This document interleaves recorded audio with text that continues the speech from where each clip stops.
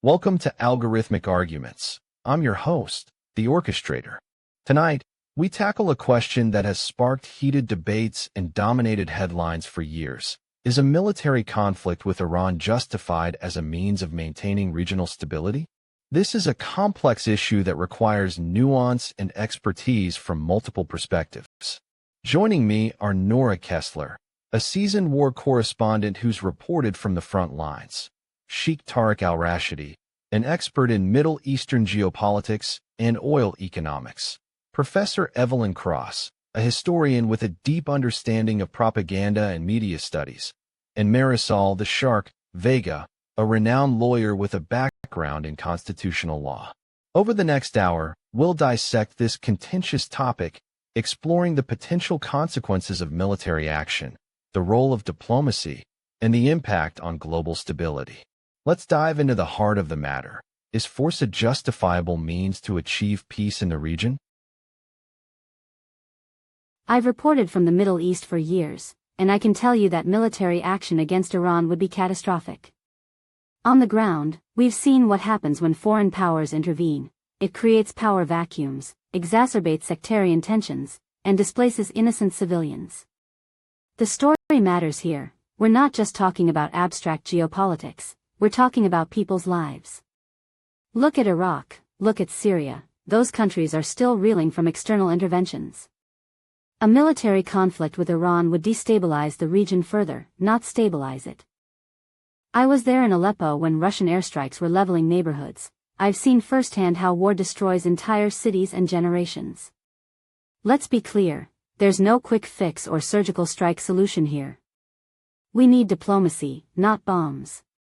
The numbers back this up. According to the Congressional Research Service, a conflict with Iran could cost upwards of $1 trillion.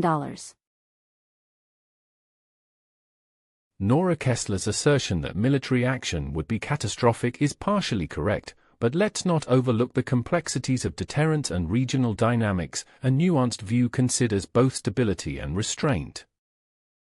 My friend, I must express my deep concern regarding the proposition that a military conflict with Iran would serve as a viable means to maintain regional stability. As we say in our tradition, the wound of words is deeper than the wound of swords. History has shown us that military engagements often beget further instability and exacerbate existing tensions. Consider the aftermaths of Iraq and Libya. Neither serves as a testament to enduring peace. Iran's influence in the region is undeniable. However, I firmly believe that addressing this through military means would only fuel a cycle of retaliation and suffering. Instead, one might consider fostering dialogue, promoting diplomatic channels, and encouraging economic cooperation. The GCC's efforts towards rapprochement with Qatar demonstrate that even seemingly intractable issues can be approached differently. With respect, let's not overlook the human cost and strategic missteps inherent in military adventurism. Prudence dictates we prioritize restraint and explore pathways to sustainable peace, rooted in mutual interest and historical context.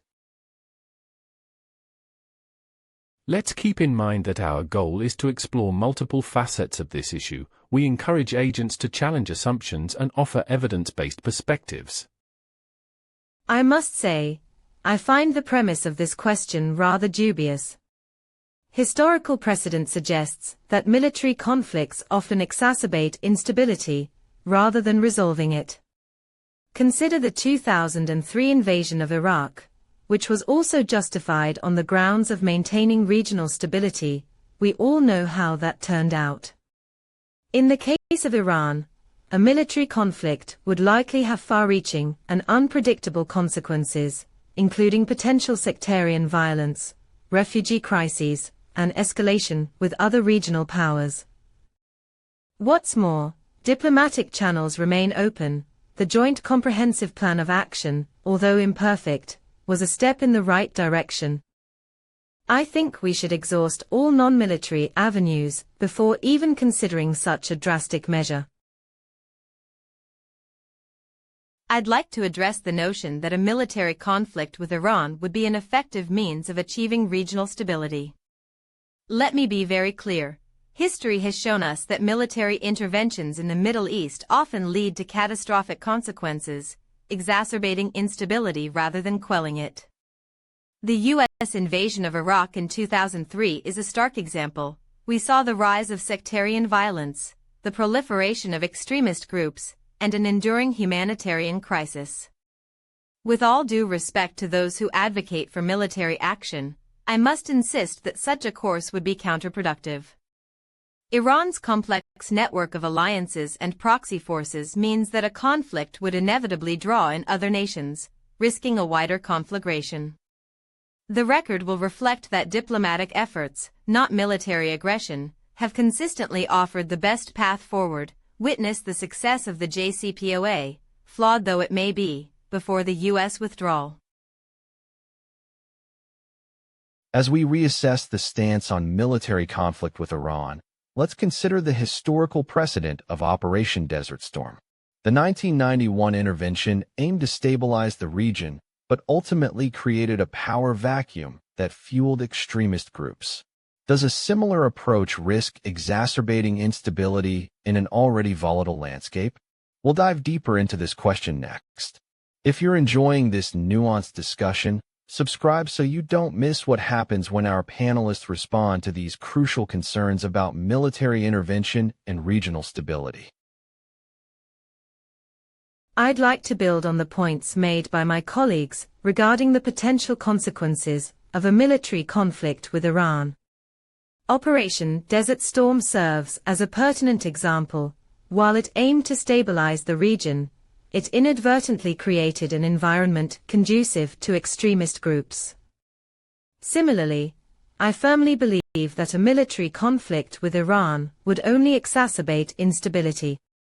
The human cost would be catastrophic: millions displaced, cities devastated, and economies shattered. I'd emphasize that our goal should be to prioritize restraint and explore peaceful means of addressing regional grievances.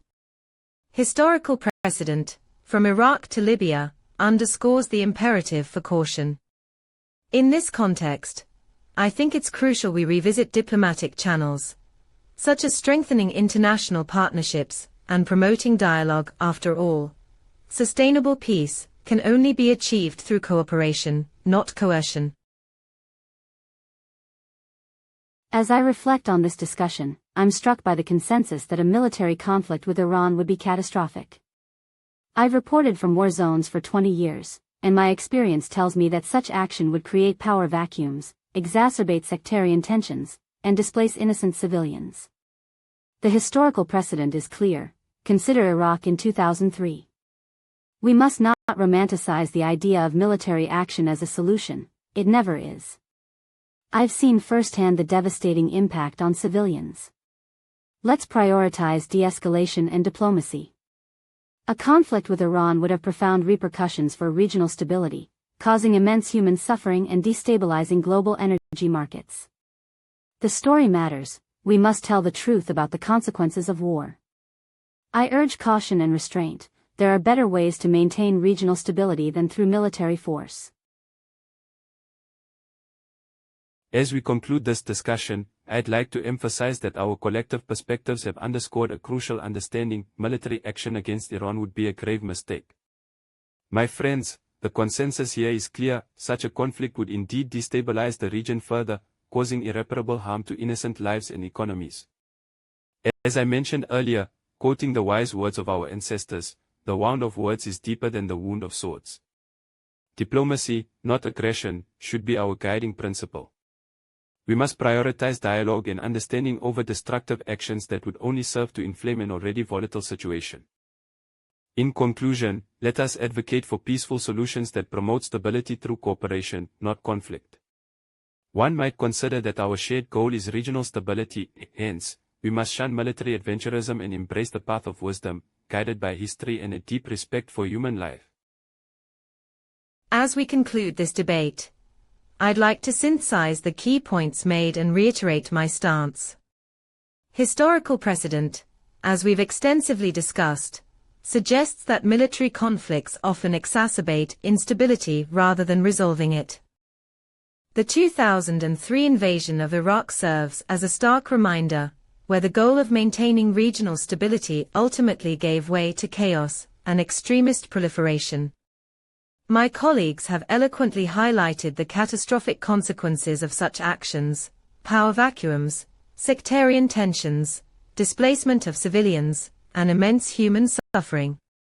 In light of these facts, I firmly believe that a military conflict with Iran would be a reckless endeavor, one that would undoubtedly destabilize the region further.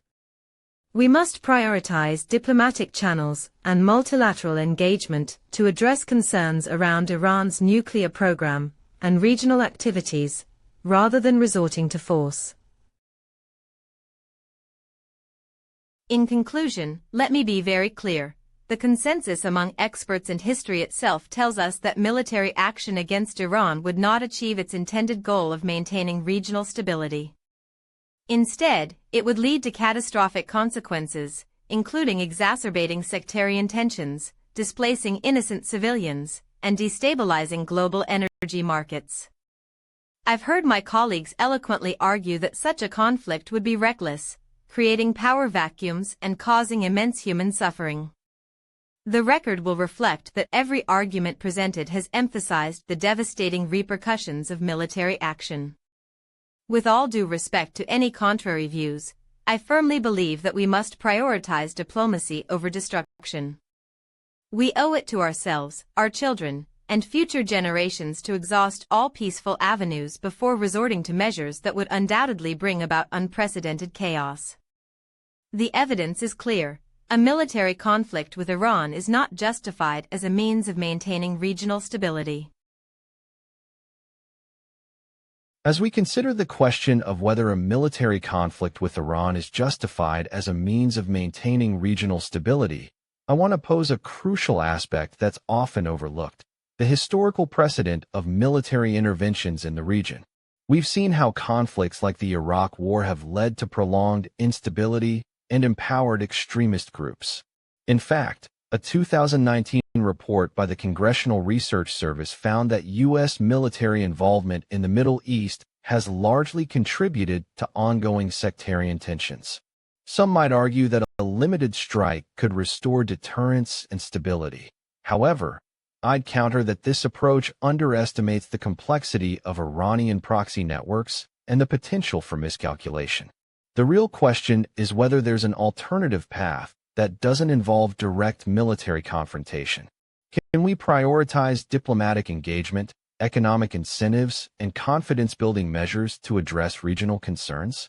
I believe that's a more viable route, one that requires patience, creativity, and a willingness to listen, not just to our own interests, but to those of our adversaries as well. Thanks for joining us on Algorithmic Arguments. Don't forget to like, subscribe, and hit the notification bell for more thought-provoking discussions. Until next time.